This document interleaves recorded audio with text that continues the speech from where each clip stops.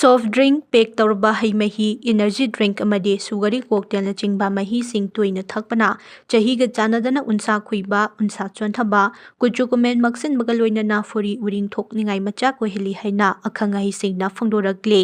akhanga hi singna phangdorakpagi matung inna soft drink ta fructose corn syrup ki chang wangna yawi maram aduna soft drink chang naina thakpana hakchang da inflammation thokpagi chang hengat hanbaga loinana eczema rosacea natraga cystic acne thokpa mi singi oina di soft drink thakpa haibisi achakpa maida thau hizin bagum thoi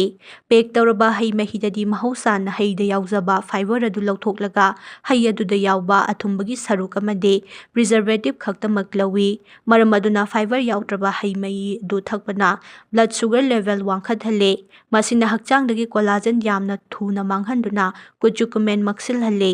nakal amaromda hakchang chokthaba matamda thaknariba yamna laina fangba drinks makhal ama oiriba energy drink ta chini amade caffeine gi saruk chang yamne yawi maram aduna energy drink toina thakpana unsa khrang lahonbaga loinana unsa mai chatbagi chang wangkhat halle thumbagi saruk wangna yaurba cocktail thakpana unsa da mahausa na yaujaba ising adu lokthokpaga loinana blood vessels sing chawthok handuna